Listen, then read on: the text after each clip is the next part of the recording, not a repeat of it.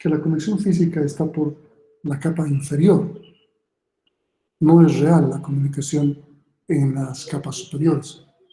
Sin embargo, esta lógica, esta comunicación lógica, hace ver como si tuviésemos un esquema peer-to-peer, par a par, entre dos unidades que se están conectando.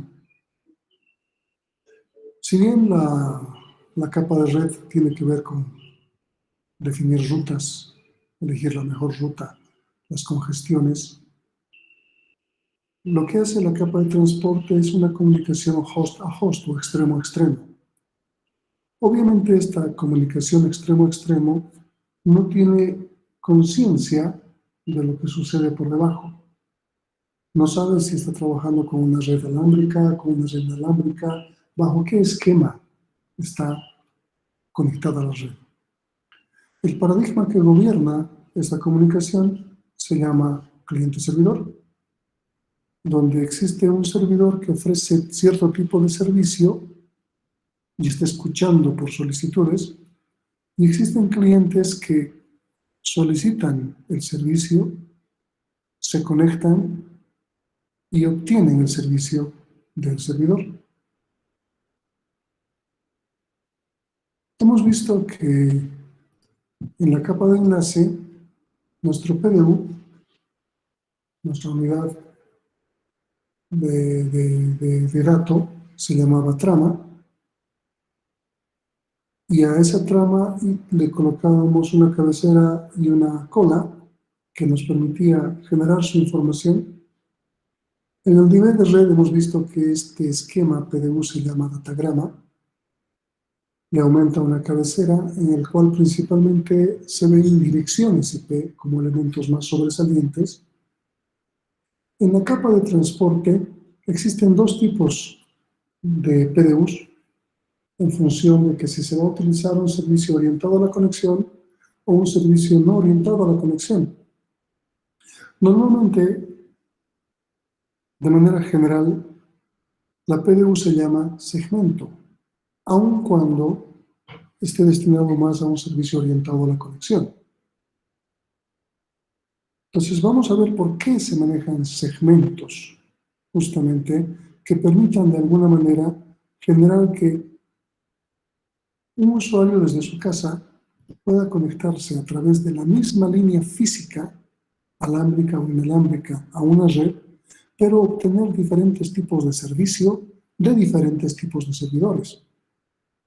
Desde sus casas ahora ustedes pueden estar conectados al Classroom o al Meet, y a través de eso, a través del servidor, estamos proveyéndonos de un servicio que tiene que ver con comunicación a través de videoconferencia. Podríamos tener nuestras cámaras encendidas, los micrófonos encendidos, sus parlantes están encendidos. Estoy compartiendo pantallas, de tal manera que estamos adquiriendo un servicio de un servidor específico. Pero al mismo tiempo ustedes podrían tener abierto su correo electrónico, tener abierto el Facebook, el chat, WhatsApp web, etcétera, etcétera, etcétera. Múltiples servicios de diferentes servidores. ¿Cómo funciona bajo el esquema que hemos establecido de capas y que la única forma de conectarnos es con un elemento físico? ¿Cómo es que funciona este esquema con múltiples servicios? Entonces, el nivel de transporte nos ofrece este esquema justamente, de hacer que una sola conexión física, una sola ruta que podemos haber definido de distintos lugares, pueda servirnos para brindarnos un N servicios, donde N es la limitación que va a darse por nuestra memoria, por nuestro recurso físico en nuestra máquina. Nada más. Existen aplicaciones que requieren que el nivel de transporte lleve la información en forma fiable. ¿Qué implica esto? Que se confíe en ese tipo de servicio, que se garantice que llegue al destinatario, primero que llegue al destinatario, que se eviten errores, que se eviten pérdidas, que se eviten duplicidad. Pero también existen aplicaciones que no le importan. pero que quieren ser rápidos, que no les importa que el transporte sea fiable. Es decir, lo van a mandar y si llega, qué bueno. Si no llega, también. Pero lo importante es que sean rápidos. Entonces vamos a ver diversos tipos de servicios, aplicaciones de una capa superior, que precisan de un nivel de transporte que puede variar en el sentido de la fiabilidad o no de su manejo de información. Existen diversos protocolos que se han implementado a nivel de transporte y esto obviamente cambia en función también del esquema que estemos manejando o la red que estemos manejando. Sabemos bien que la red que impera, el esquema que impera es TCP/IP. Sin embargo, podemos hacer una relación simple con lo que era OSI. A nivel de red manejamos un protocolo que hemos llamado IP. A nivel de transporte tenemos dos protocolos que se llaman TCP y UDP. Y en el caso de OSI tenemos TP4 o TP0, es decir, el mismo esquema. Un servicio fiable y un servicio no fiable. Un servicio orientado a la conexión y un servicio no orientado a la conexión. El fiable es un servicio orientado a la conexión y el no fiable es un servicio no orientado a la conexión. Pero no estamos hablando de conexión física, sino de una conexión lógica. ¿Cuáles son las primitivas que imperan en el servicio de transporte? Primero, el paradigma que gobierna es cliente-servidor. Entonces, en ese paradigma tenemos que ver que un cliente va a hacer una solicitud de conexión hacia un servidor. Si el servidor tiene el recurso suficiente o el servicio para brindarlo, el servidor va, de alguna manera, a aceptar la conexión. Y el cliente va a poder intercambiar datos e información con el servidor. Luego de que el servicio ha sido prestado, en algún momento el cliente va a solicitar una desconexión del servicio. Y a través de algún mecanismo el servidor va a proveer también esa desconexión. Entonces, las primitivas del servicio de transporte son esas. Se solicita una conexión a algún servidor que está brindando servicio, el servidor acepta bajo ciertas normas y luego empieza a intercambiar información a nivel del paradigma cliente-servidor. Y una vez que se ha completado el servicio, el cliente solicita una desconexión de tal forma que el servidor pueda liberar recurso y también pueda liberar recurso el cliente en el otro extremo. Para que funcione este paradigma, hay una interfaz que no es propia de TCP/IP, pero que se la ha adoptado de lo que vendría a ser Unix Berkeley, la BSD Unix. ¿A qué nos referimos? A la interfaz o al API llamado Sockets. Es un API, una librería, que nos permite utilizar el paradigma cliente-servidor en un esquema basado en TCP/IP, es decir, no ha sido ideado para TCP/IP, pero funciona, porque los sockets de la Berkeley funcionan sobre distintos protocolos, los propios de la Unix, para los cuales han sido creados, o cualquier otro, que en este caso nos sirve como TCP/IP.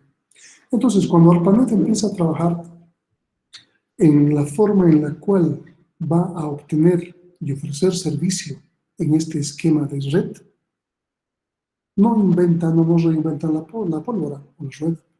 Lo que hacen es utilizar algo que ya estaba funcionando bien en un esquema de un sistema operativo que imperaba en la época, Unix. Entonces adoptan los sockets para poder trabajar. Los sockets soportan diferentes protocolos y también diferentes tipos de servicio, es decir, podrían utilizar servicios fiables y servicios no fiables, como el TCP y UDP respectivamente.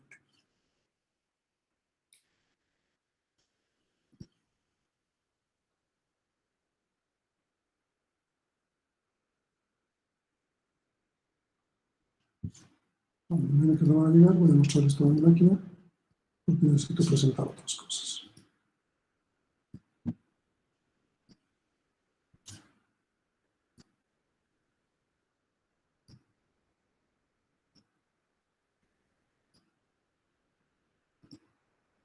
Aquí tengo un código de un servidor. Vamos a ver cómo funcionan los sockets. Este es un servidor y el servidor necesita, además de tener una dirección IP de la capa de red, necesita un elemento nuevo que le va a permitir hacer el trabajo que hace y se llama puerto. Un puerto va del 0 al 65.535. Podemos escoger un puerto cualquiera. Deme un número de 4 dígitos. No por chat, quiero que hable. 2607. 2607. ¿Okay? Cuando colocamos el puerto en el servidor, este es un servidor que lo que va a hacer es graficar funciones. Entonces el cliente tiene que mandarle funciones, un texto, una ecuación en un texto. Y lo que va a hacer el servidor es graficarla. Algo tan simple como eso. ¿Está bien? En este caso está mostrándonos una onda sinusoidal, porque la función que ha pasado ha sido 0. Vamos a trabajar con un cliente. ¿Qué es lo que nos pide el cliente? Nos da una opción de conectarnos a un servidor. Nos está pidiendo dos datos: la dirección del servidor y el puerto con el cual tiene que conectarse al servicio. En este caso, como es mi misma máquina, puede estar como localhost o podría estar como 127.0.0. ¿Cuánto? Bueno, esa es mi máquina. Si yo pudiese conectarme con otra máquina, suponiendo que uno de ustedes estaría habilitando un servidor, aquí debería colocar el IP del servidor y debería funcionar. Esa es la práctica que van a hacer, porque hoy me dijeron que desde sus proveedores de Internet no les están dando dirección pública. Sin embargo, sí salen por una dirección pública, deberían salir. Entonces hay que buscar esa manera y vamos a hacer un esquema interesante de práctica de esta parte. ¿Qué puerto era? ¿Se acuerdan? 2607. Ok.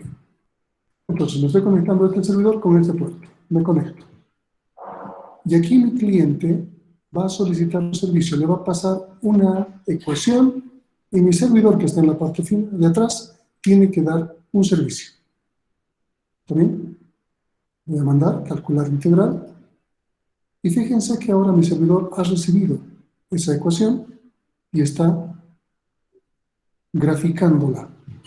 Está funcionando, ¿verdad?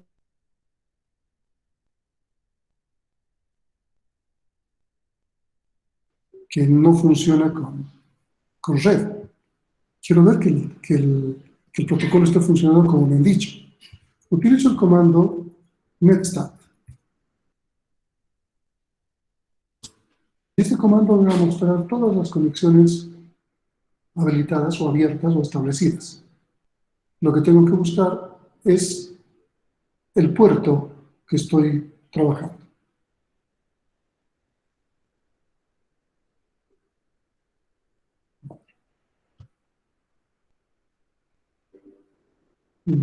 Por aquí vamos.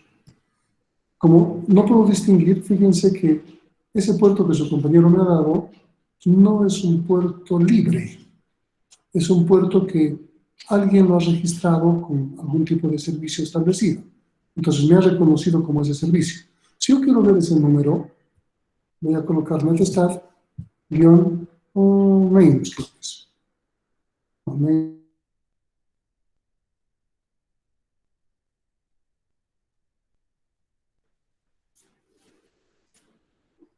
Tengo muchas conexiones, ¿no? Sí, ahí está. Con -n me ha funcionado. Entonces, ¿se acuerdan qué número era? 2607. Voy a agrandar esta parte. Entonces me dice que es protocolo TCP versión 4. TCP, me está manejando con TCP, porque este programa ha sido creado para TCP, podría ser creado para UDP. Me está diciendo la 127.0.0.1 cliente, perdón,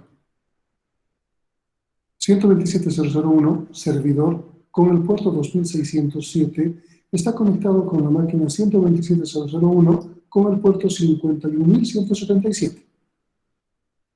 Esta es una conexión, cliente-servidor, donde al principio aparece el servidor y luego el cliente.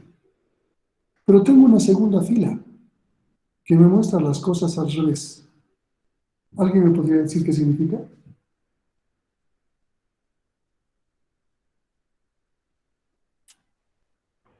Es la conexión del cliente.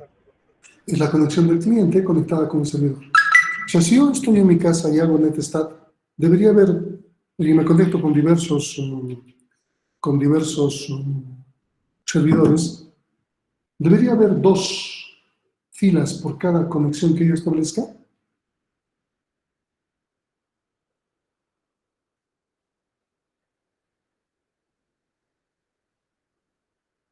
¿Debería poder o no? No, solo una. Solamente debería tener la segunda, donde yo soy el cliente y me conecto con un servicio, servidor. Seguramente si estoy manejando web, aquí va a aparecer un 80. Si veo más abajo, todas mis conexiones web aparecen con 3128. Yo estoy utilizando un proxy. La universidad utiliza un proxy para salir. Por eso me aparece el puerto 3128. Si yo tuviese una conexión directa, aquí debería aparecer 80. Porque estas todos mis servicios. Una de estas debe ser tal vez mi navegador Chrome que está con mi correo electrónico, la otra debe estar con Classroom, la otra debe ser la Meet, ¿entienden? Y todas me están enmascarando de esta forma, porque estoy saliendo a través de un puerto. Si investigo a quién corresponde este puerto, tal vez podría determinar quién es. Pero si coloco netstat simplemente, me va a decir nombres de servicios. Ahí me puedo dar cuenta si estoy conectado con Facebook, con YouTube, con Classroom, etc. Pero con guión N me dan números. Y lo que yo quería era identificar este número. Podría crear un segundo cliente.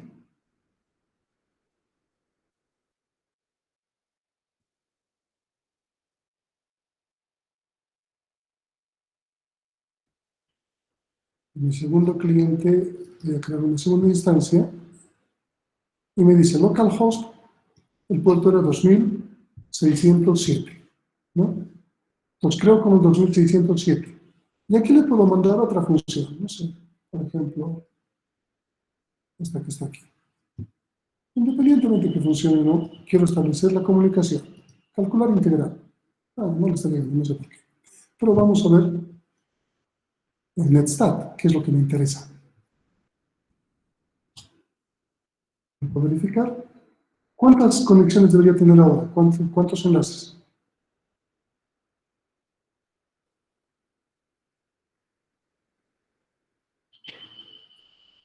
¿4? ¿Cuántos podría tener? 4. 4. Entonces, fíjense. A ver. Esta es la primera conexión. La primera o la última, no importa. Pero el número es la segunda. Número del cliente, 51.216. Y la primera es esta, 51.177. Mi puerto cliente. ¿No? Aquí puedo ver. Y ambas están en estado establecido. Voy a cerrar una de ellas. Y voy a intentar el cliente, voy a cerrarlo. Pero voy a cerrarlo de esta forma, que no es la forma correcta, ¿verdad? Y voy a volver a hacer un netstat. Si logro capturar el estado que quiero mostrar.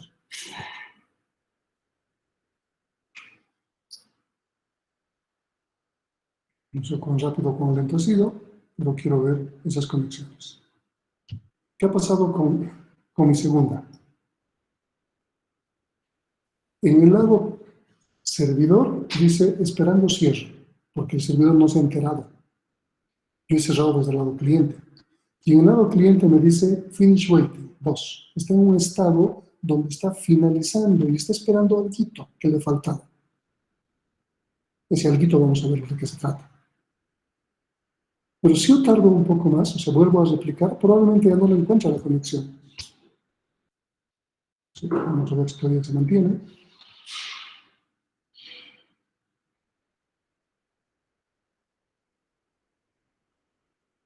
Fíjense que solamente, bueno, aquí está bueno, todavía está ahí. está todavía pendiente.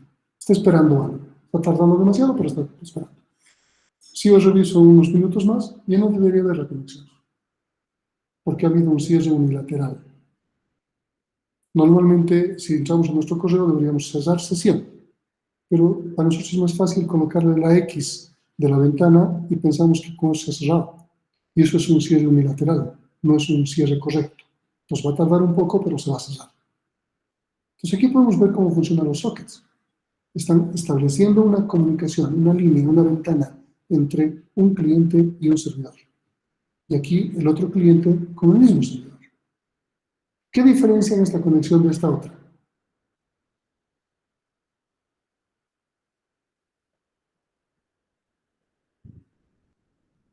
¿Cuál es la diferencia?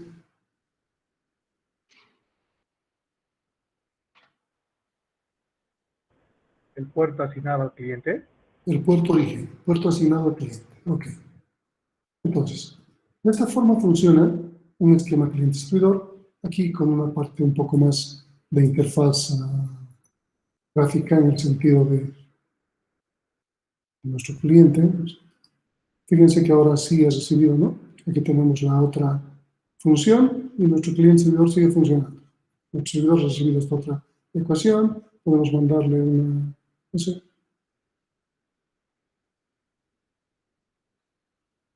no sé qué va a generar con esto, pero bueno, podemos intentar. ¿No? Bastante interesante. Una función randómica. ¿Sí? Entonces está funcionando el cliente-servidor y mientras no lo desconecte, voy a desconectar, voy a desconectar el servidor. ¿Está bien? Y ahora voy a ir a Netstat. Voy a ver qué es lo que me ha reflejado. Ahí atrás, fíjense que mi cliente sigue activo entre comillas, porque en realidad no va a poder hacer nada.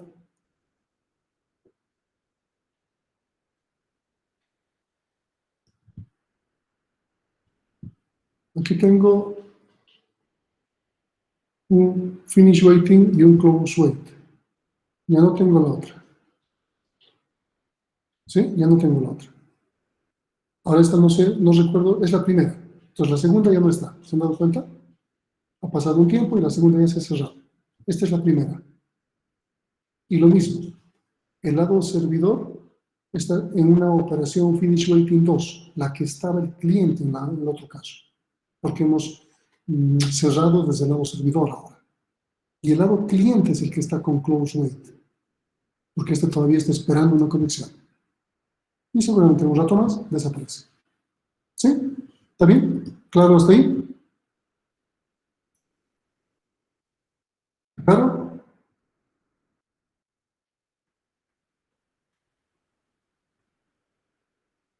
A ver.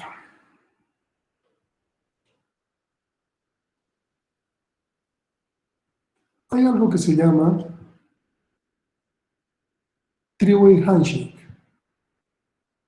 un saludo a 3 vías, que garantiza que las conexiones a través de los sockets sean correctas. Si hubiese una conexión simple, como les he mostrado hace rato en la primitiva, donde un cliente solicita una conexión y el servidor se conecta, el servidor le da el servicio, podríamos incurrir en muchos errores de seguridad. Porque un robot, una aplicación simple, podría crear múltiples conexiones con un servidor. Con un ciclo vamos creando conexiones. Quiero conectarme, el servidor dice ya, y se va llenando. ¿Qué tipo de vulnerabilidad podríamos generar ahí?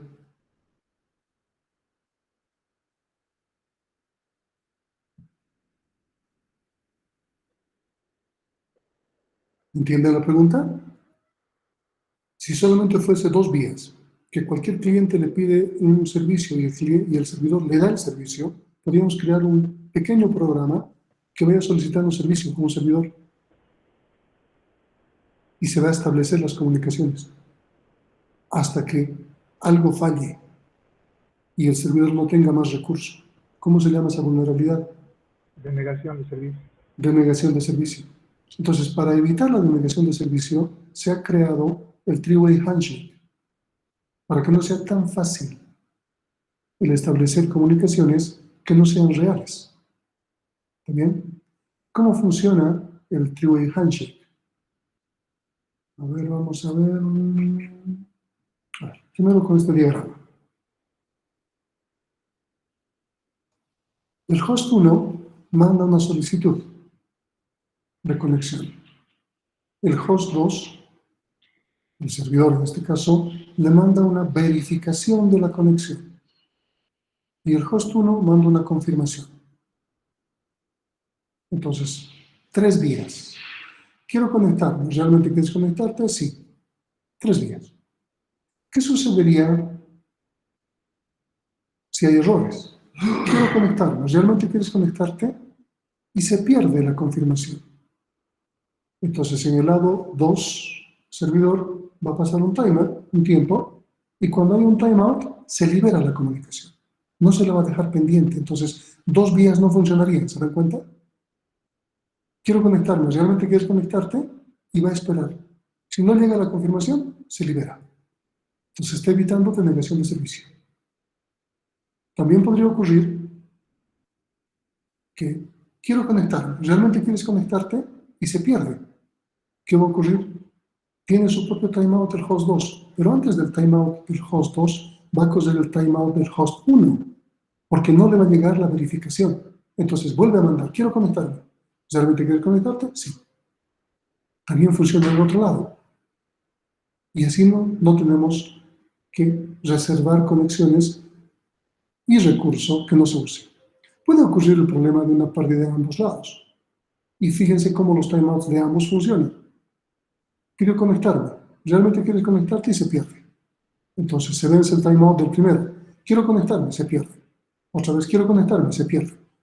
Se va a vencer el timeout del segundo y va a liberar la comunicación. No has recibido confirmación. Bastante simple, ¿verdad? Pero este esquema va un poco más allá. Vamos a ver esto en un pequeño video y lo vamos a colocar de esa manera. A ver, ¿dónde está three-way handshake? Aquí vamos a ver tanto el saludo como la despedida, es decir, la conexión y la desconexión. Ah, bueno, no. Este no nos sirve. Este no nos sirve. Este es el video que vamos a ver cuando ya veamos la implementación. Lo que me interesa ver es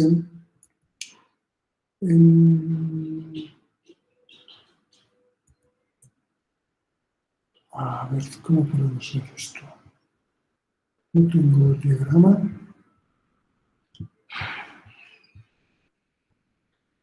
No, vamos a trabajar sobre el primer diagrama.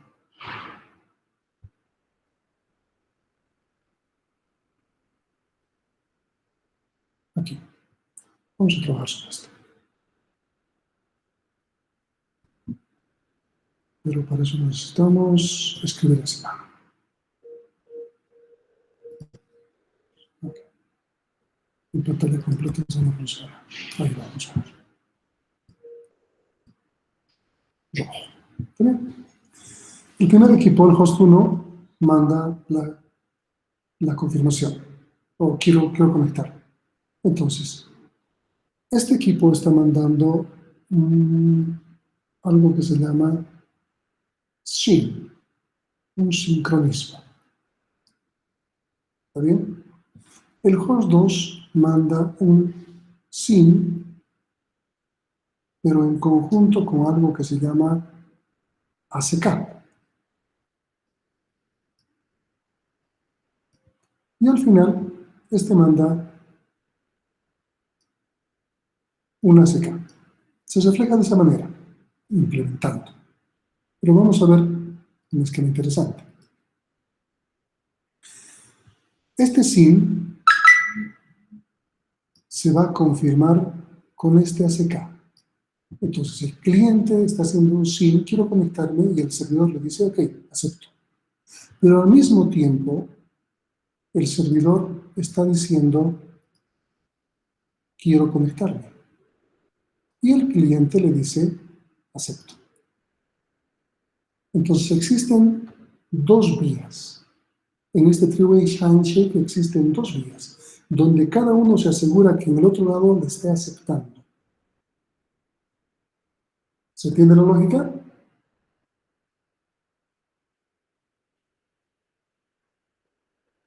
¿Se entiende o no se entiende? Sí, Lisa. Ok. Para terminar la comunicación, yo pensé que había adjuntado ese diagrama, pero es raro.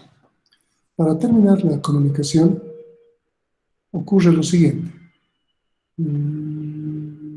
Vamos a hacer. Este manda un finish, una solicitud de desconexión. ¿Está bien?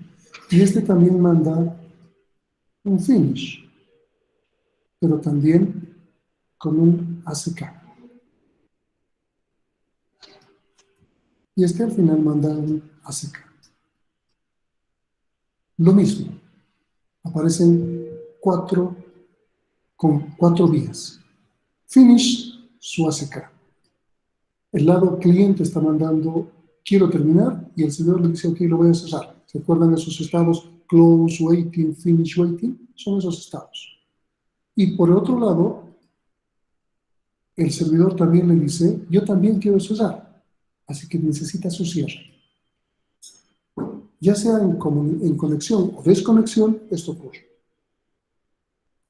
Y este es el video que estaba mostrándose justamente.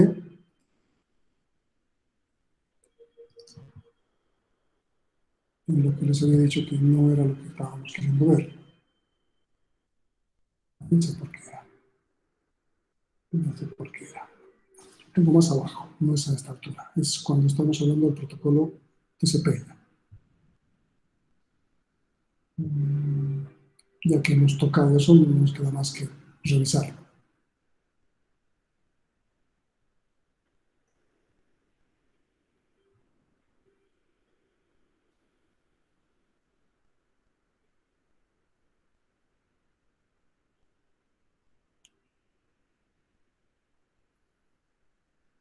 Aquí está.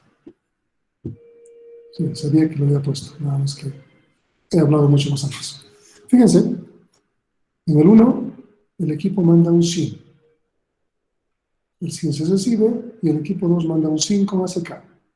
El SYN con ACK se recibe y se manda un ACK. Pero ya saben cómo se cruza la cosa. Y para despedirse, debería aparecer lo mismo. No sé si lo he guardado.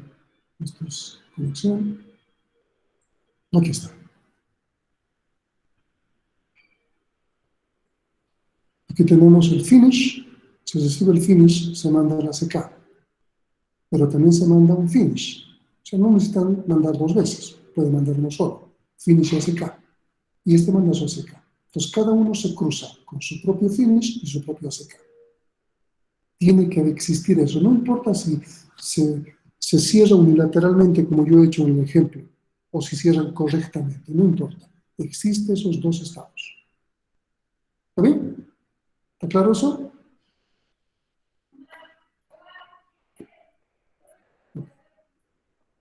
El día lunes vamos a hablar de sockets en la tarea, pero vamos a ver ahora un elemento importante para entender cosas que se hacen en el nivel de transporte.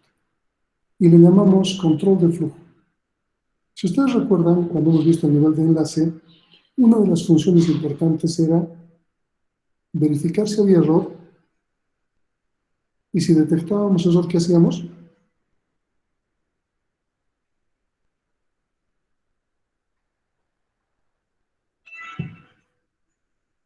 ¿Qué hacíamos si detectábamos error?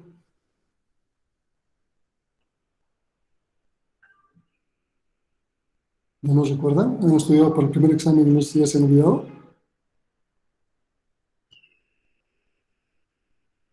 ¿Me están Pedíamos escuchando? que vuelva a reenviar.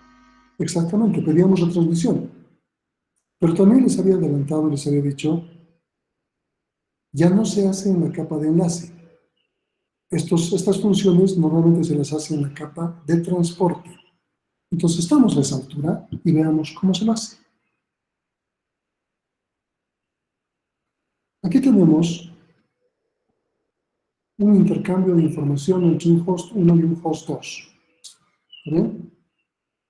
El host 1 le dice, mi secuencia es 1000. y mi tamaño de ventana es 4000. Estamos trabajando con ventana deslizante. Tiene 4000 bytes. El host 2 le dice, mi secuencia es 1500. Confirmo tu secuencia. Y mi ventana también es 4000. Ahora, ¿por qué aparece confirmo tu secuencia como 1001?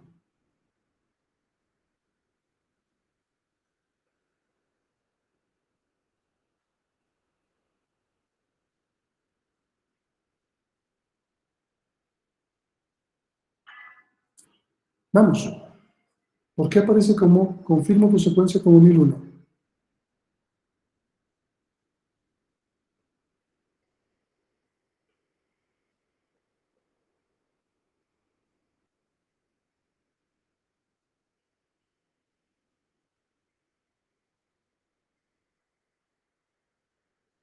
¿Ni idea? ¿Cómo se llamaba en HDLC el campo que hacía esto?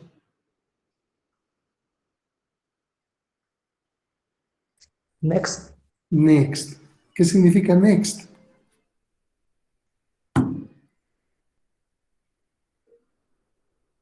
Vamos, ¿qué significa next? Siguiente. Siguiente. Entonces, si yo tengo aquí, mi secuencia es 1000, ¿cómo tiene que reportarme el otro host de que has recibido? Diciéndome, next. Me está diciendo, he recibido la 1000 y estoy esperando la 1001. Exactamente el mismo esquema.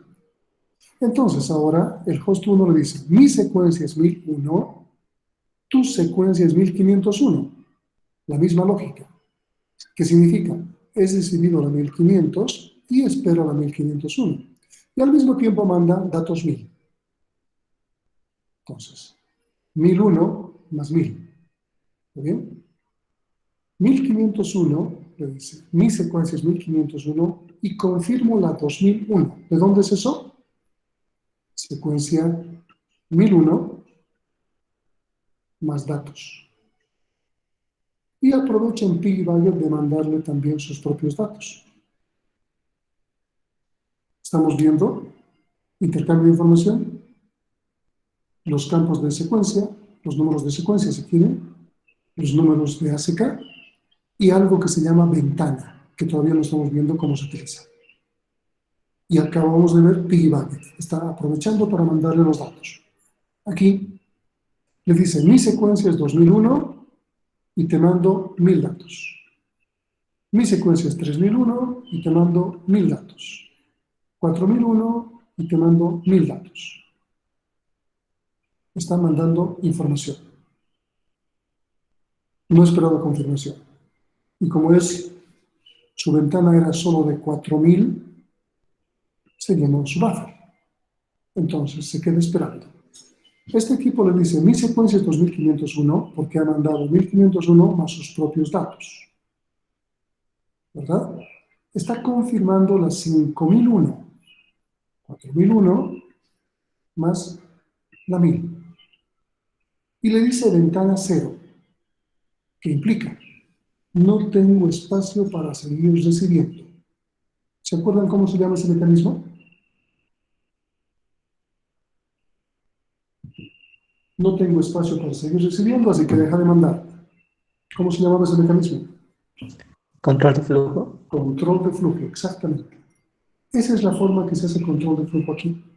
¿Cómo se hacía control de flujo en HDLC, se acuerdan?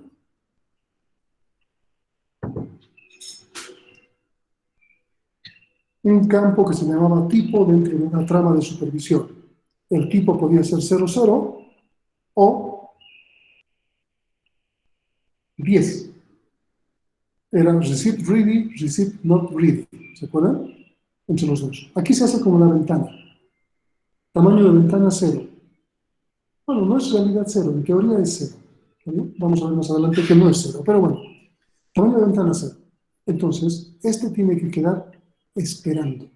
¿Qué tiene que esperar? A que el equipo 2 le diga, ya tengo espacio. ¿Y cómo lo hace? Le anuncia una ventana de un tamaño, 2000. Entonces este ya puede seguir. Mi secuencia es 5001, tu secuencia es 2501 y vuelvo a mandarte datos. Y este le va confirmando. Y le dice, tengo ahora 3000. Le ha liberado más espacio. Y cada uno está mostrando. En cada intercambio tienen que decir cuánto de espacio tienen. Siempre. ¿Todo bien hasta ahí? ¿Alguna duda?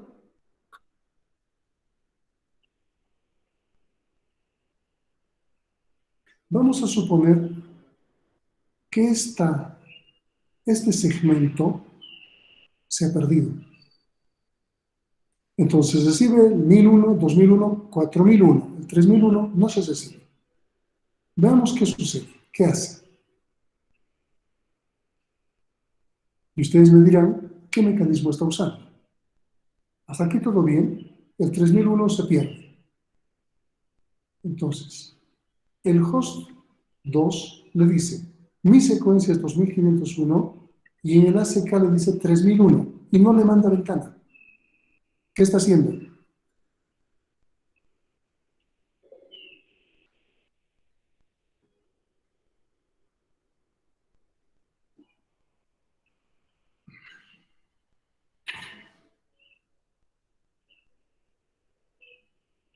Cuando confirma o intercambian datos, mandan ventana. Pero cuando no le manda ventana, ¿qué está haciendo?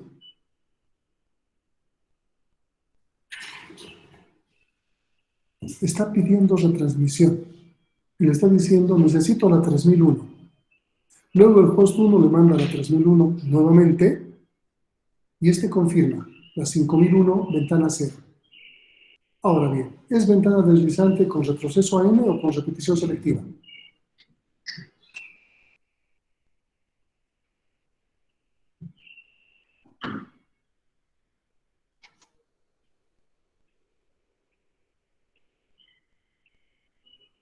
¿Cuál de los dos es? Go back n o selective repeat.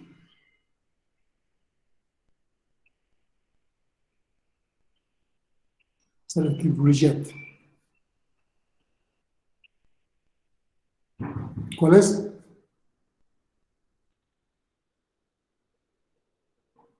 Ok, veamos el siguiente ejemplo, tal vez ahí se den cuenta. Otra vez, se pierde la 3001. ¿Qué hace el host 2? Pide la 3001, luego pide la 4001 y al final recién confirma la 5001 diciéndole ventana 0. ¿Qué esquema es?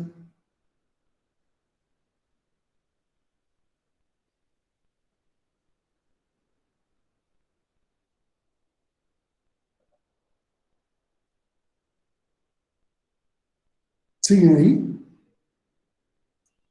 Sí. Díganme qué esquema es. Este segundo, es más fácil.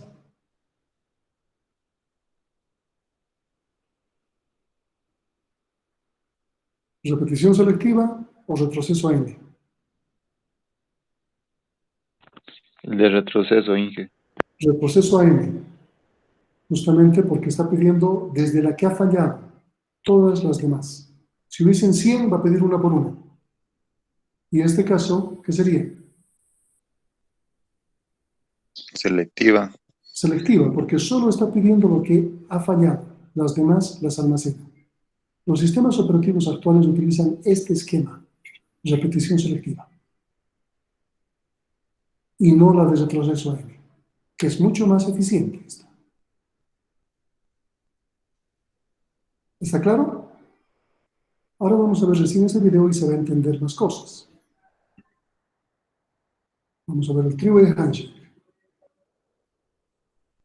Vamos a ver cómo se puede. Se podría mostrarles con Wireshark directo, pero aquí está manejado de esa manera. Fíjense que estamos viendo en la capa de transporte. Aquí está la capa de transporte y dentro de eso tiene unos flags. ¿Okay? Los flags que nos interesan son el flag SYN. Está seteado. ¿Qué está haciendo con el SYN? ¿Qué está haciendo? ¿Pidiendo conexión? Solicitando una conexión. Ok. A continuación debería haber ¿qué cosa? Un ACK y otro SYN. Un SYN y un ACK. Justamente el siguiente, fíjense que este es el SYN y el siguiente es un SYN ACK.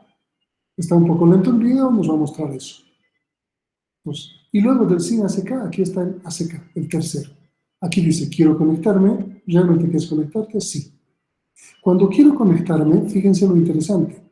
Su número de secuencia es 0.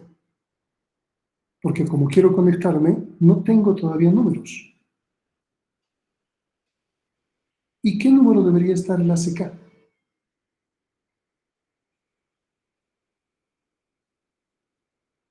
¿En qué valor debería estar el ACK?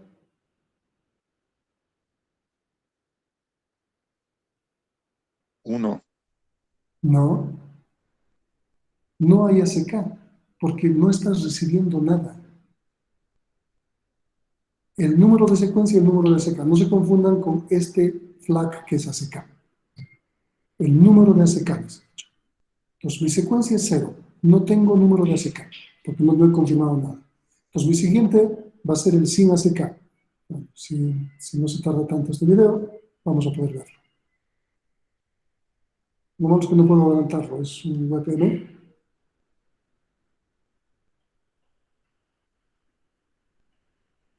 Mis números de secuencia de HDLC eran de 3 bits, ¿se acuerdan? Máximo 8 valores.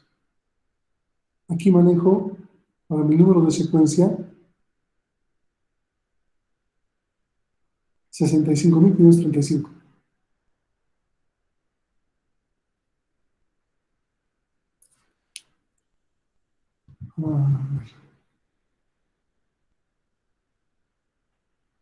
Mucho, muy lento.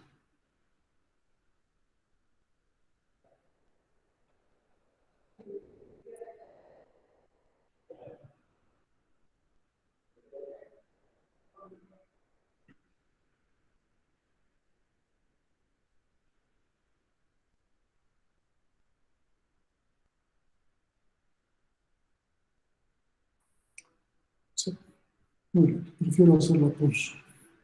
Vamos a hacer nosotros. Esto.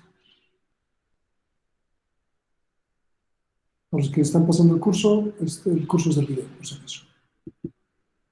¿Bien? Entonces vamos a revisar qué es qué es. Y vamos a buscar un sin. En algún lado tiene que haber un sin. Esto por SKs, un push.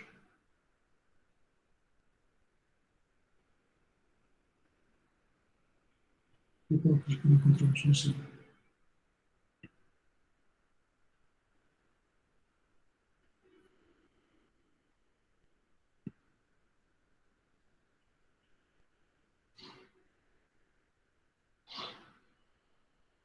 Aquí está un sin. Aquí está un sin. Uy, no quiero esto. Vamos a verlo. Sí. Y aquí vemos.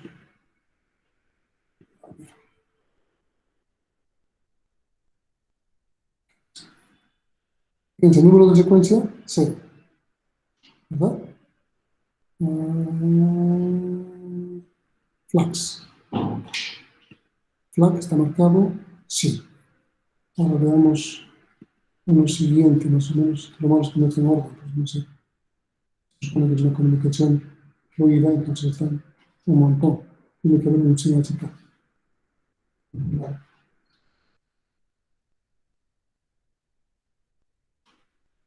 El video que está preparado obviamente muestra una copia, ¿no? Esta es una comunicación establecida.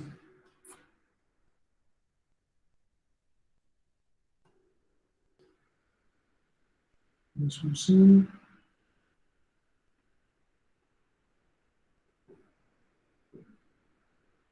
Finish, hasta finish se encuentra también un sin HK. Aquí está. Sin HK. Fíjense, mi secuencia es 0, ¿no? Aquí ACK 1, ya está confirmando algo, y aquí los dos flags deberían estar. El ACK está seteado en 1 y el SIN está seteado en 1. Esta es, estoy confirmando tu SIN y yo te mando mi propio SIN para que me confirmes. Entonces un siguiente debería ser este otro, donde solamente aparezca el ACK. Para el finish debería ocurrir lo mismo. a ver si encontramos un finish por ahí. Ya te había visto un finish.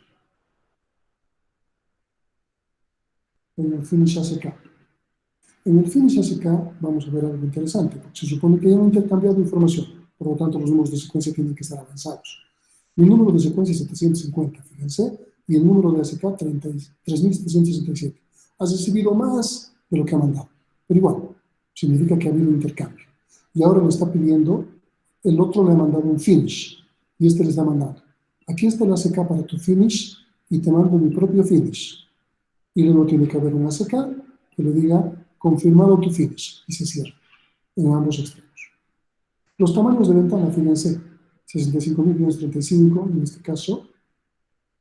Aquí hay una ventana de 16.771, ¿no?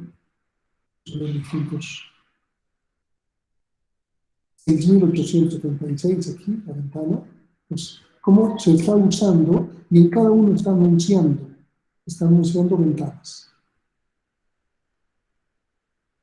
¿Está bien? ¿Está claro? El video es un poco más didáctico, pero era mucho más lento. De cualquier manera, hemos conseguido lo mismo. Voy a ver si los videos los paso en MP4 para que podamos desplazarlos. ¿Dudas? ¿Dudas?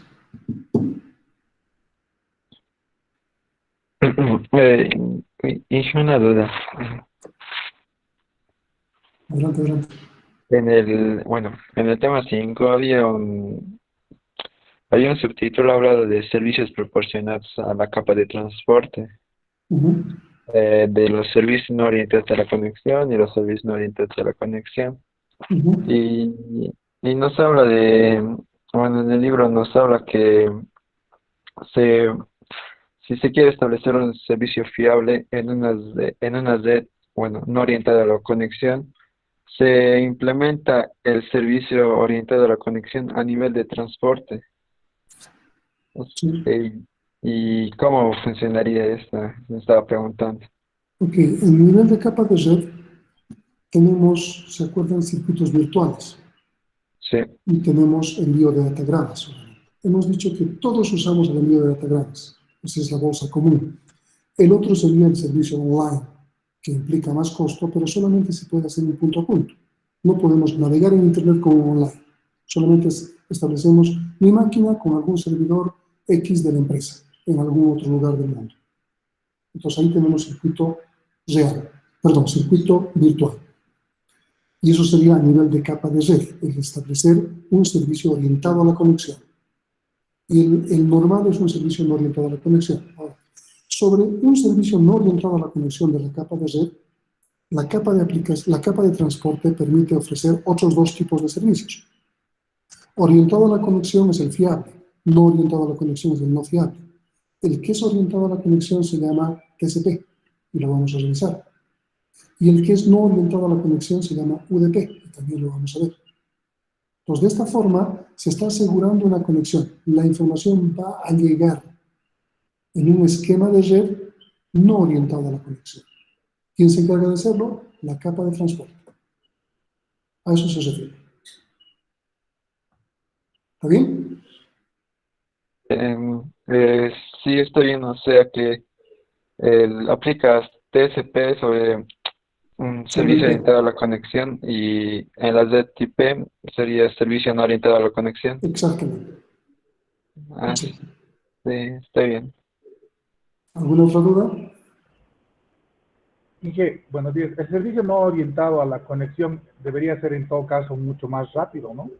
No. Bueno, sí, perdón. El servicio no orientado a la conexión es mucho más rápido. Yo lo mando y si llega, qué bien. Si no llega, también. Pero lo importante es que lo mando rápido. No hay ningún tipo de control. No verifica si ha llegado bien, no tiene ni siquiera el número de secuencia. ¿Se acuerdan las tramas de supervisión? Son parecidas.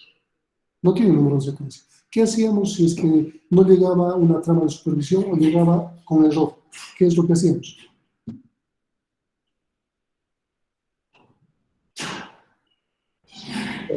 ¿El reenvío? No. Si llegaba una trama de datos y llegaba errónea, nosotros pedíamos retransmisión. porque teníamos su número de secuencia, ¿se acuerdan? Si no, no podíamos pedirla. Pero si una trama de supervisión nos llegaba errónea, ¿qué hacíamos? Esperábamos que se venza el timeout y nos vuelva a mandar. Esa es la idea de un servicio no orientado a la conexión. Es más rápido, pero no es fiable. Correo electrónico, web, transferencia de archivos son aplicaciones que utilizan una capa de transporte orientada a la conexión. Significa TCP. Así que jamás alguien les va a decir, no me ha llegado tu correo. Pero servicios como el que yo coloque, por ejemplo, una página, no sé, aquí, patito.com, y utilice un servicio que me está buscando patito.com, es un servicio no orientado a la conexión, rápido, porque tiene que responderme rápido. Pero si hubiese error, máximo va a tardar un poco y por timeout me va a salir aquí, la página no puede ser encontrada. No sé, vamos a buscar patito 2. Esto, por ejemplo. No puede ser encontrado y listo. Su trabajo terminado. No ha verificado absolutamente nada. ¿Está claro? Sí, gracias. Ok. ¿Algo más? Sí, que perdonen los ejemplos del libro, o sea, el número de secuencia del primero sí es aleatorio, pero los otros vi que tienen asignados como el ACK de la respuesta. ¿Cómo se asignan los ACKs? Esa es mi duda. Ya, los Y ACK siempre tienen que ser en función de lo que recibas. El número de secuencia normalmente es un número que empieza en 0, como estás viendo aquí. Siempre empieza en 0 y empieza a contar. Y en el otro extremo también va a aparecer 0 y va a empezar a contar. Este es un SYN ACK. ¿Qué significa? Yo he mandado, ¿verdad? Mi número de secuencia es 0, pero el otro me está mandando un número ACK 1. ¿Qué implica? Está confirmándome que has recibido mi número de secuencia, le está sumando 1. Me está confirmando. Entonces, cada uno va a manejar números propios. En el ejemplo puede empezar uno en 100, el otro en 300, pero estamos mostrando que ya están intercambiando información. Están en este caso, por ejemplo, por aquí. Una secuencia, aquí. Mi número de secuencia es 221.921. Y tu número de ACK, ¿dónde está? Es, imagínense, 1, 2, 3, 1, 2, 3, 1, 2, 3. 12 billones. Imagínense cuánto han intercambiado de información, pero más has recibido que haber mandado. ¿Sí? Entonces, los números van creciendo. Y lo que tenemos que hacer es, este es mi número de secuencia y este es el que yo espero recibir de ti. Te estoy confirmando y espero recibir. Aquí le estamos mandando un next. Significa que con 59 nos ha mandado. Y estamos mandándole con 60. ¿Está bien? sí, gracias. Ok. ¿Qué más? ¿Por qué hay un montón de ACKs aquí? Porque siempre está confirmando. Esto es de confirmación. Me está mandando de confirmación. Por eso que los números de secuencia crecen. O sea, el ACK tiene doble propósito, este flag. Nos sirve para conectar, para desconectar y también para confirmar. Ese flag es importante. ¿Está bien? Ok. El día lunes continuamos entonces. Voy a dejar de grabar para subir este video con los demás